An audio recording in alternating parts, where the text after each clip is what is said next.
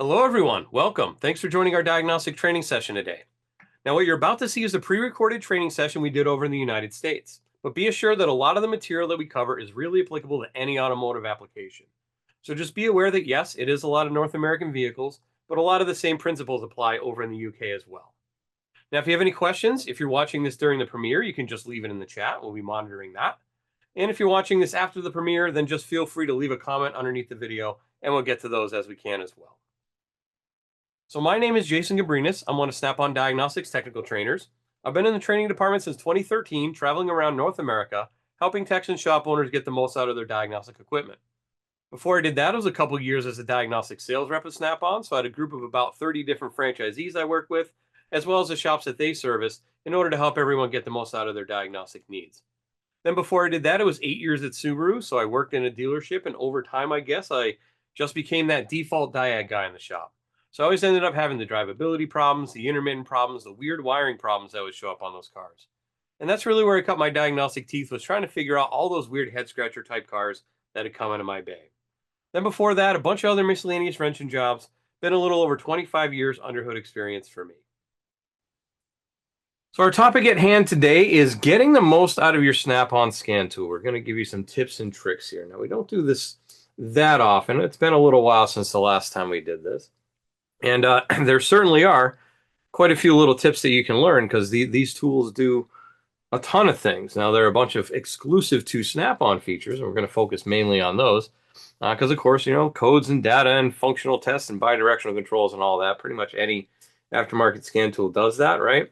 So we like to focus on, what makes us a little bit different than anybody else out there on the market.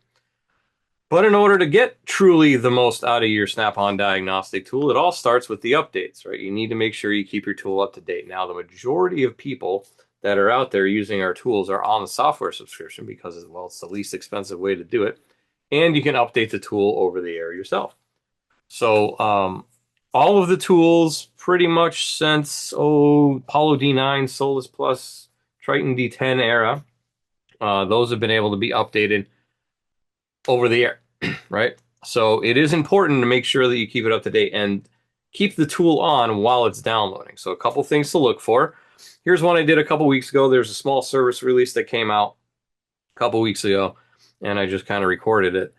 So you see there I'm on the base of 25.4, which means the end of 2025 fourth quarter. And then up here you see the Wi-Fi is on. You got to make sure the Wi-Fi is on in order for it to contact the server, right? Then just maybe a minute later, the download icon showed up. So that little down arrow on the tool, top of the tool, indicates that it is downloading the software. Once it's done, it'll turn into a check mark, and then you'll also see a little dot next to the gears there for tools, showing you that you need to go in there. Then you'll see there's software updates. There's a little dot right there as well. Go in there.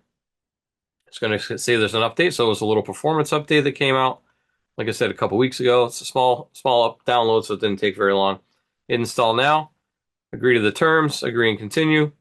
It'll install, and then a restart, and it'll be good to go. And you can see now it's on 25.4b. So that's the latest revision. It's 25.4b. So those would be on. That is an update for non-Zeus tools. Right, so your Soluses, your Apollos, your Tritons, your MT2600 even, those are getting a small performance update to help with the over-the-air updates.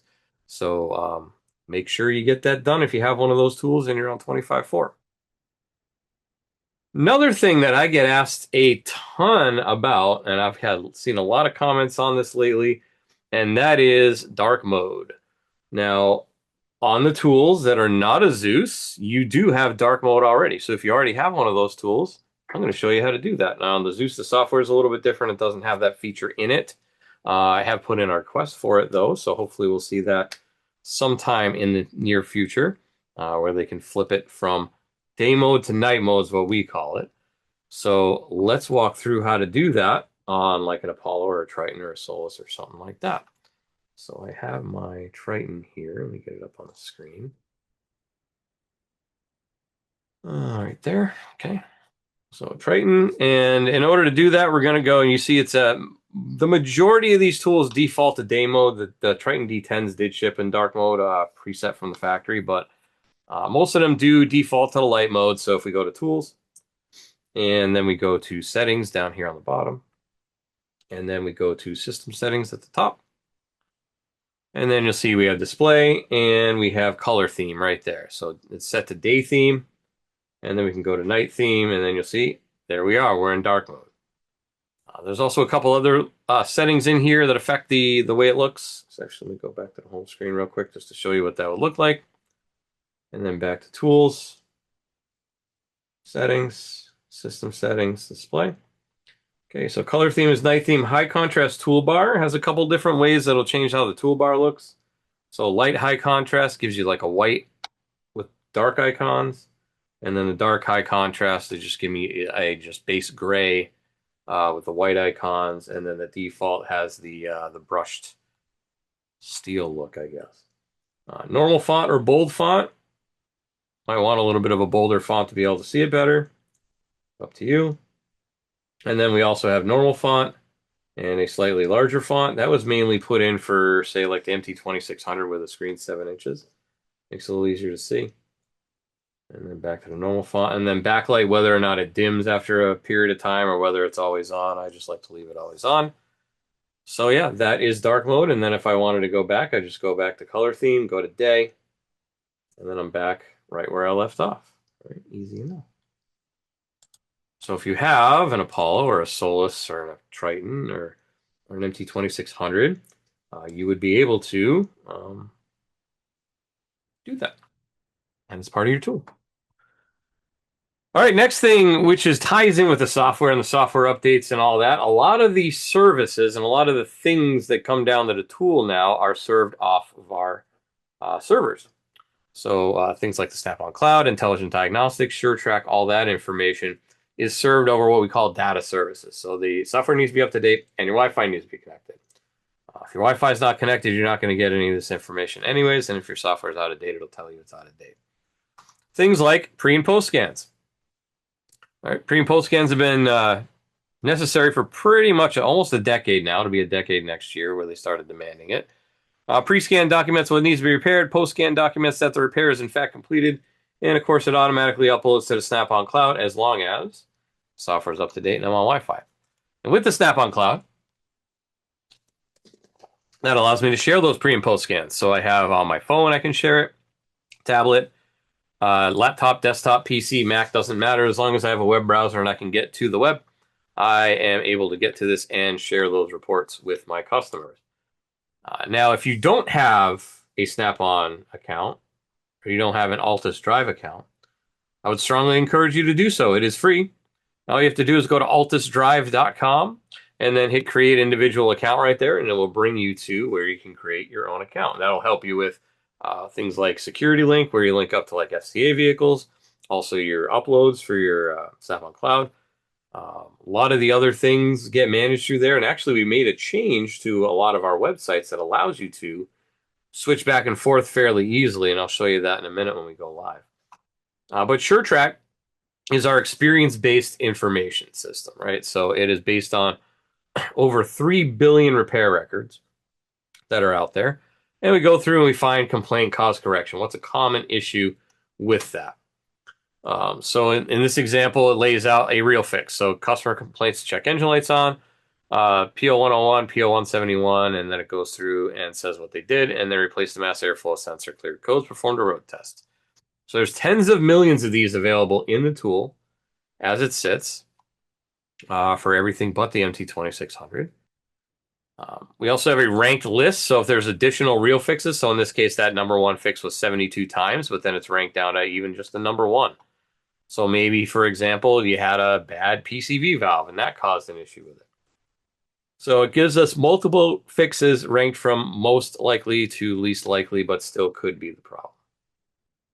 And then we have our troubleshooter, which is our industry expert information. Has been around since 1992. Here's an example of one of the articles that one of our techs wrote for us. So it's a 2015 Jeep Grand Cherokee with a U0403. It's invalid data received from the transfer case. So it goes through, a little time saver tip there, and we got it highlighted. So before condemning the vehicle's transfer case module, it's advised to check the ground strap for the anti-lock brakes module because they seem to share. been reported in the field that a population of Grand Cherokees left the factory with the ground strap not fully tightened. There have been several cases where tightening this ground connection resolves the problem. So there you go. Real world stuff that you'd see out there. You wouldn't necessarily see that in OEM. And by the way, there was no TSB for this because I checked. We also have the top repairs graph, which is probably the most common thing that people would associate this with because it's right there in front of them whenever they scan a code on the tools that have this capability, which is most of them at this point. Like I said, over 3 billion repair events gives us top repairs based on code and mileage, so it gives us a top 6. So this number one fix for this problem is a mass airflow sensor 166 times over this 200,000 mile span. And the most common time for it to happen is around 125,000 miles. That's when the most amount, 40 something of them, look like maybe 44, got replaced. And then also you have a light version of ShopKey that you can actually access as well. Through, if you go to shopkeypro.com and you sign in with that individual account that you have for your security link and all that, as long as you have an up-to-date scan tool linked to your account, it will allow you in to like a light version of ShopKey. That's not working for my account right now, but I will still show you what you'd see. One of the things it gives you access to is this. It's going to be your top 10 list. So based on those real world repairs, in this case, 222,590 repairs on this vehicle. This is a 2016 Chevy Tahoe. You can browse through this list and see, maybe there might be a common issue with these vehicles. So it's what, a 9-year-old vehicle now at this point. So pads and rotors, that's probably going to be pretty commonly replaced. But AC refrigerant, number 3. Condenser, number 6. AC and up, number 1 symptom. Over here, top 10 things punched in the search box. Condensers, number 3. Condenser spelled a different ways, number 9. I think these probably have a problem with the condensers, and sure enough, they do. There's a couple bulletins on them, and they just had some problems with them cracking. So you could approach a customer and say, hey, how's your air conditioning working? Have you had it looked at lately? Might be something you want to take a look at before summer. Now, I know right now it's, at least in the northern hemisphere, it's in the middle of winter. It's almost Christmas, but you never know. Could be something that's necessary. So could look through that. Also with SureTrack gives us causes and fixes. We call it ProView. So this is based on, it's kind of like that graph I showed you earlier, but to another degree, right? So it takes it from just a single code, which is the other graph, and now I can do code combinations. So if I clicked on, say, these two codes, then it would leave me narrow it down to just the oxygen sensor 40 times versus could be any of these things, 1, 2, 3, 4, 5, 6, 7, 8, 9, 10 things. Could be any of those 10 things ranked over here for a 171. PO 171 lean code, that's could be a lot of things. But if I have a 171 and a cat code, more than likely it's going to be oxygen sensor. Also have access to SureTrack community. So the community is a bunch of users just like you who use Snap-on scan tools, and they go on and you can ask questions, you can answer questions based on the community. So in this case, this person, user, had asks on a 2012 Ram pickup, customer states the truck will not start intermittently. And what have they done? Star will engage for a split second, click, and then nothing happens randomly. And if you turn the key 3 times to click to start, the truck starts. Monitor voltage at the relay. Found what condition happens. No voltage at the PCM terminal on the relay to turn on the starter. Done a bunch of other stuff. And then the best answer was you may want to perform a voltage drop on both battery cables. Sometimes internal corrosion cannot be seen, but when tested, found resistance to be high. And sure enough, they checked it, found both of them high resistance, and then replaced the battery cables, cleaned the terminals, and truck now starts consistently. So that was helpful from another user out there. So they were kind of stumped, and they were like, here's all the things I did. What else can I do? And there you go. No code on that one either. All right, so let's go live on the web and take a look-see at what we can see. Pull this down over here. Actually, get rid of this. There we go. Now I know it's going to be kind of hard to see my head in the way, so I'll move this over. So my big head in there anymore. It's not covering it up because it's going to be something we need to see.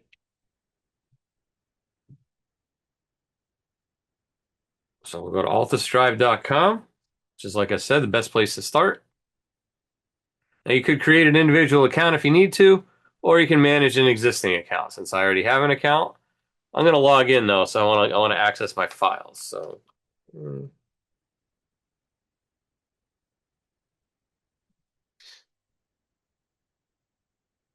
okay, and then there's going to be all your uploads, right? So any screenshots you take, any pre and post scans you make, anything like that will show up. These are all. There's a pre-scan right there. You can click on it, and it's going to come up with the scan details, right? So this one needs attention. These things are okay. It's in a PDF, and I could just text that, email that to my customer. And then if I wanted to access anything else, we recently added up here. That's why I moved it over so my big head wasn't in the way. But we recently added this icon here. It's got 9 squares, and that is going to have access to our other websites in one spot. So Altus Drive, where we are, ShopKey, ProDemand, Truck Series, and Sun Collision. Those are all our information products. Notifications, security link, device management, support, your tech profile, and your shop profile. So I'm going to go to, let's say I wanted to do device management, right? So it's going to log me in over here. I have to log in again.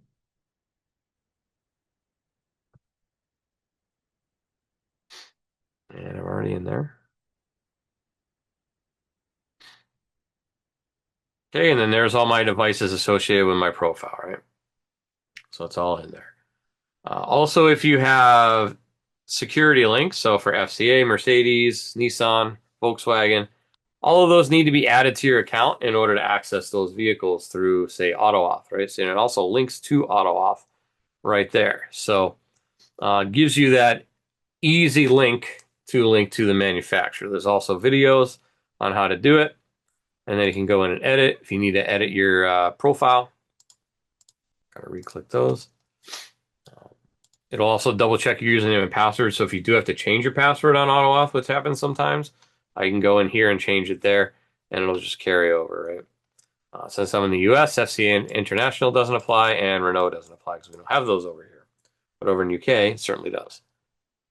Now, if I wanted to access my SureTrack information like I just showed, I can go to ShopKey. And in this case, there's a problem with my account. So I don't have access right now through my account. But I will go to ShopKey Pro and log in here. Stop. And show you what you would get access to. So I'll just pull up my car and close that out. There we go. So all this would be unavailable, but you would have access to all this down here. So all your top 10 lists, common components, common codes, common symptoms, top search lookups. Looks like based on 241,959 repairs. And if I wanted to look up this code, you would also have access to anything that says SureTrack on it. So real fixes, top repairs, causes and fixes, industry expert information under tips, right? So there's that causes and fixes I talked about with code combinations. So pretty much any other combination looks like all roads lead back to the oxygen sensor. And you can also do symptoms. So engine runs rough, lacks power, transmission shifts hard. So it gives you those options related to the code or the symptom. So pretty helpful, I would say. Like I said, if you wanted to go anywhere else, you can come in here and you can just flip. Support should bring us to our support page. Yep. So product help. So instructional videos, knowledge-based, quick tips. Pick your scan tool and brings you right through all the information that you may need on that. So very handy. All right, so that is the miscellaneous websites. Let's go to next thing, which is, oops, wrong button. There we go. Service resets and relearns. So service resets and relearns is a quick menu, and that is available on any of our intelligent diagnostic products. So Triton, Apollo, Zeus, and also on the VerisEdge, as long as you have, once again, current software and you're connected to Wi-Fi. So it looks something like this. You're going to see a code scan, clear all codes, and then you see this third button down here, which is service resets and relearns. So that takes all of the functional tests, resets, relearns that I have across the vehicle and all its different modules, and brings them down into listed by job. And it could be combinations of those resets and relearns, which I'm going to show you here in a little bit.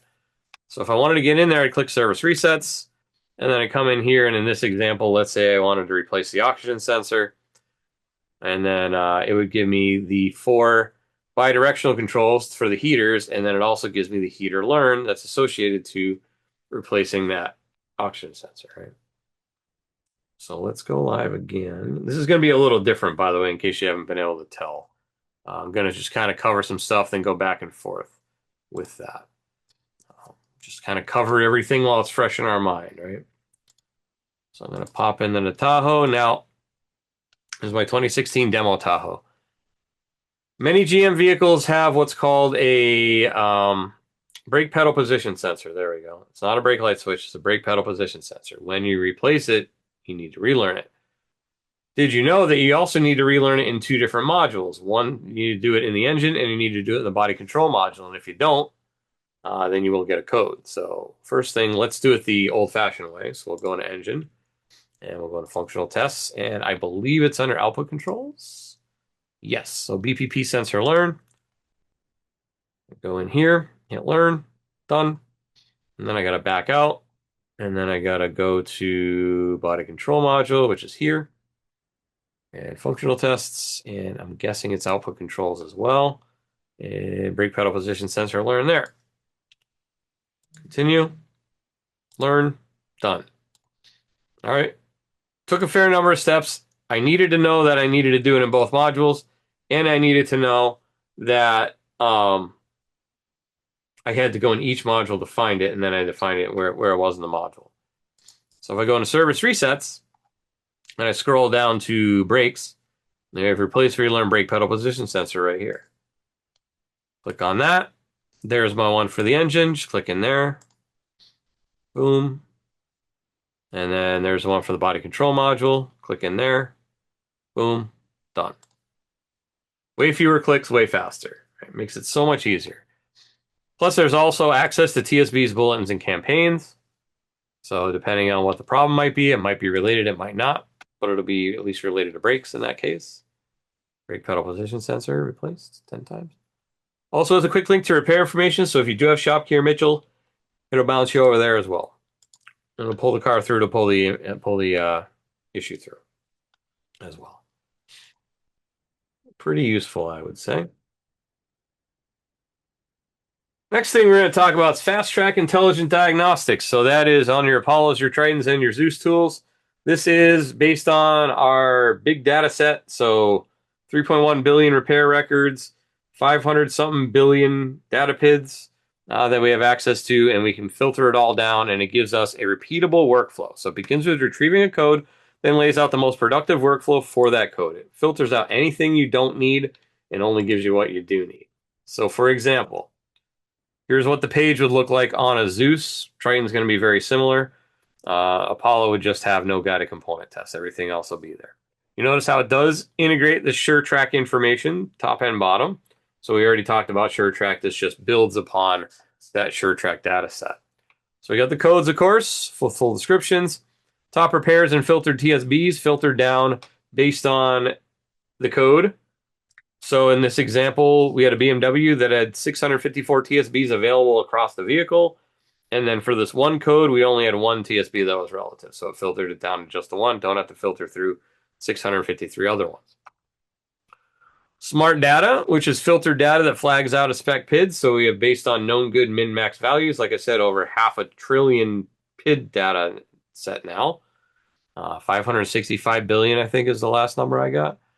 So based on the code and the vehicle and the year, make, model, engine, it will filter it down. Here's an example on a Volkswagen I worked on a couple of years ago. It had 404 PIDs available to filter through. And then the Fast Track Intelligent Diagnostics filtered it down to just the 3 that I needed for the problem that I was looking at. Right? Makes it faster. Same thing with functional tests, filters it down. So in this Toyota Camry, had 482 functional tests available, filtered it down to the 6 that are needed for whatever the code happened to be. Same thing with component tests. We had a Silverado. It's 395 component tests available across the vehicle. In Fast Track Intelligent Diagnostics, filters it down to 10 for just that one problem. And then, of course, we have what we talked about before. Real fixes, related real fixes, troubleshooter, all that SureTrack content is on that one page as well. All right. And then we're going to go to scope tools. So that'd be your Zeus, your Triton, your Veris Edge, your Modus Edge, any of those tools that have a lab scope. What else do they have inside there besides just a lab scope and meter? They also have guided component test. So scanner is a directional tool, right? It's going to point you where you need to go.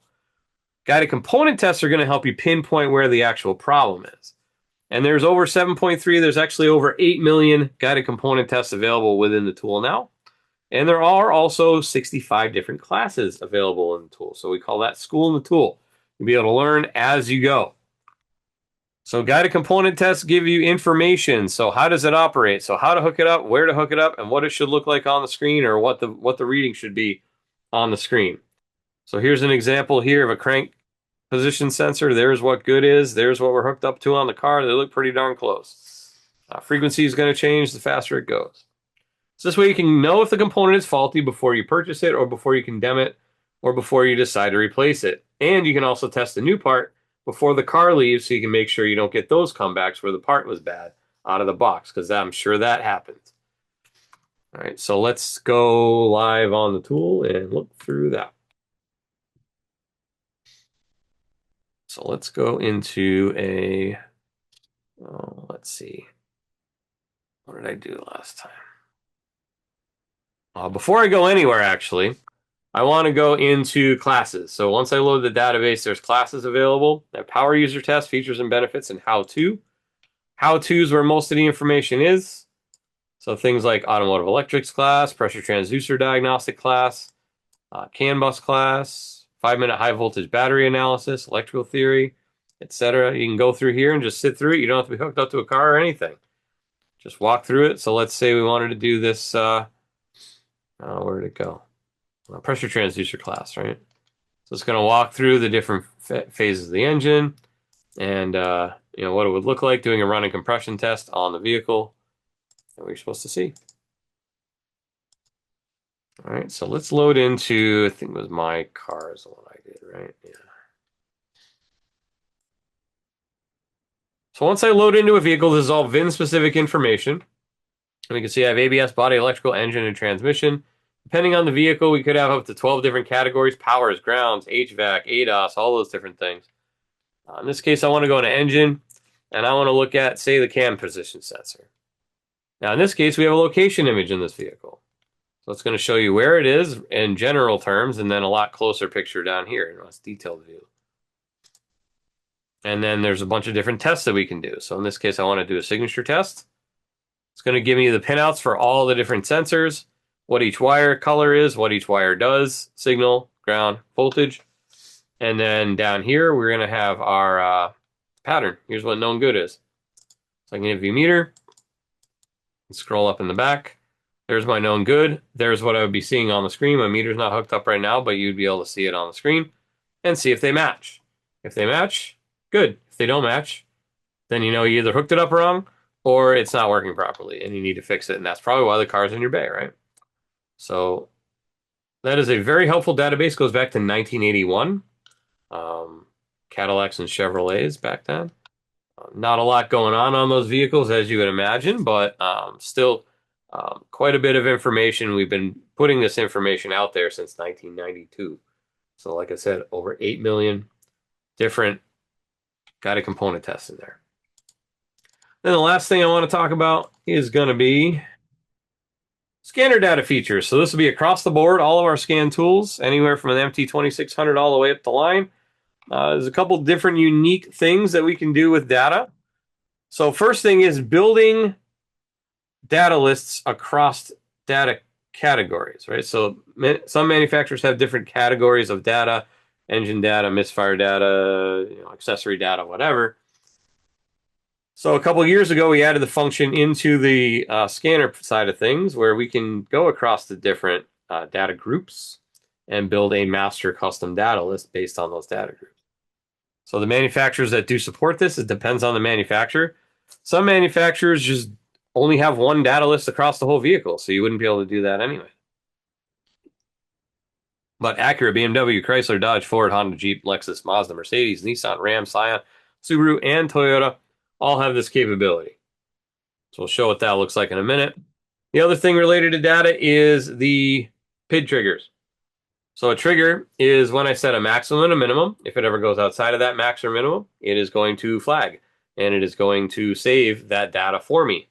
I can do it with automated, or I can do it on, say, like a switch that's an on-off. So for example, I wanted to do a master save switch. As I'm driving down the road, I don't know what the problem's going to be, so I don't know what PID to look at and PID to trigger off of. But I do know I have a cruise control arming switch on the steering wheel. So I can set a max to when that switch comes on, make that like my save button, driving on down the road, car messes up, starts hiccuping, bucking, whatever, hit the cruise control switch. It's going to save the data for me, and then I can look right where it marked on the data, where was the problem, right? What was performing poorly at that point. So in this case, pink lines and blue flag indicates that it is being monitored, and then red flag indicates once it has triggered. So I'll show you how to do this kind of on both the tools, and then we will close out. So let's go live on that. First one we'll do is the Zeus, because it's right here. I'll pull up this Accord I did earlier.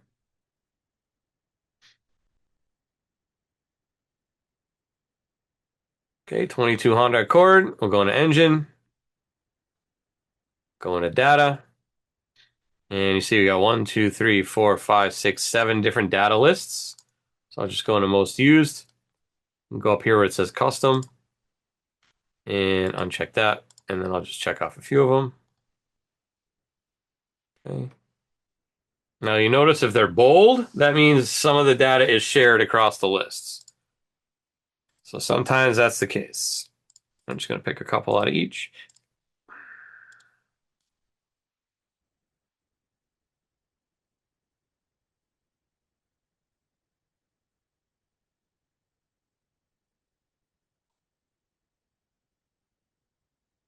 And one more. Okay, and then we'll hit list view, go back to the list, and there's my short list of everything that I picked across all the other lists. So very helpful. Let's do this on the Triton as well. Show you how to do that on those types of tools. Okay.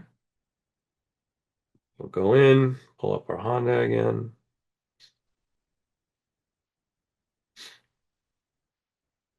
(2022) Accord. Yeah, whatever. Hybrid's fine. Go to engine. Go to data. Most used.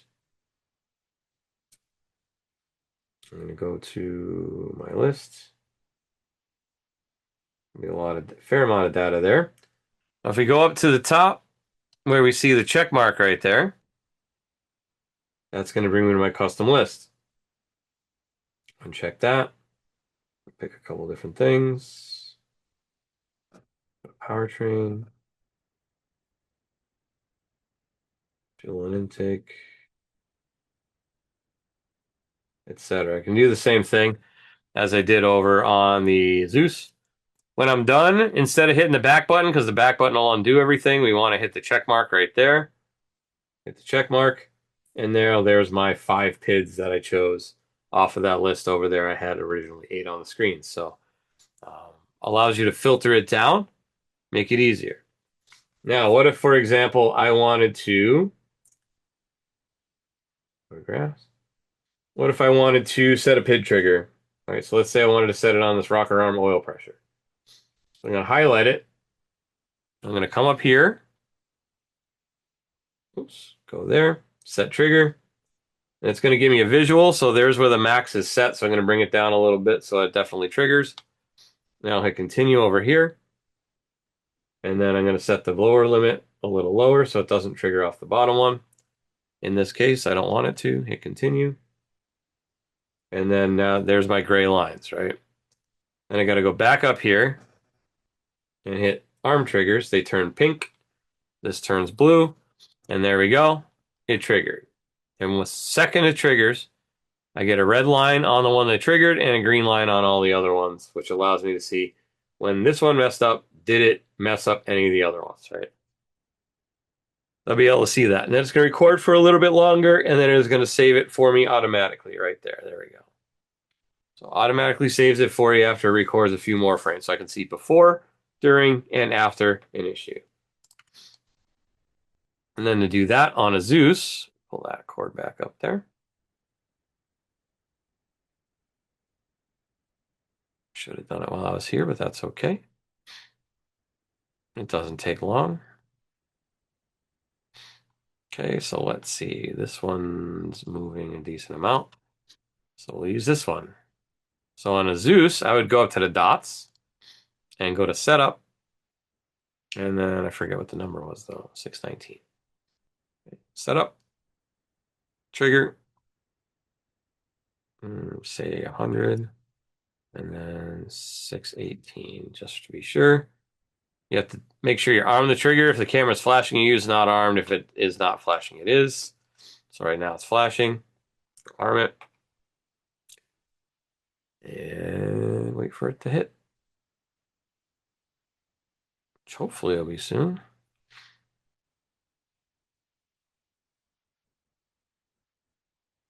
There we go.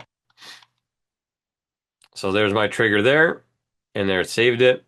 And then if you open any of the other graphs, you'll see it puts a dotted red line with a solid red line. Solid red line means that it flagged. Dotted red line means it did not flag, but maybe it was affected. Hard to say. You'd have to analyze the data to see if it was affected. Oh yeah, and the other thing, keep forgetting this. Down here where the flag is, so let's say I had a big list and I didn't know where the flag was or anything like that. So I can, if I have it in this view, I can just click on that flag. It'll open up the offending PID and center where the flag is on that graph, and then open it up and show me where that problem lies. So that's pretty helpful as well. So that is our tips and tricks. Hopefully you picked up a tip and or a trick for your corresponding scan tool. And with that, that's our time here today. So make sure you tune in for new diagnostic content every week. We'll be premiering a new video every Wednesday at 7 p.m. UK time, so make sure to check it out here on our YouTube channel. Please make sure you also subscribe, thumbs up, and ring that little notification bell so you'll know anytime we post new content. With that, time for questions. Now, if you have any questions, once again, if you're watching this on the premiere, just leave it in the live chat and we'll do our best to answer those. Otherwise, leave a comment under the video and we'll get to those as we monitor those comments as well. So I'd like to thank you for taking a little bit of time out of your day to learning a little bit more about how you might be able to be more efficient at diagnosing vehicles using some of the information that we've been giving you today. Hopefully we'll see you next week, and we'll see you on any of our other videos. Have a good week, have a good night, and take care.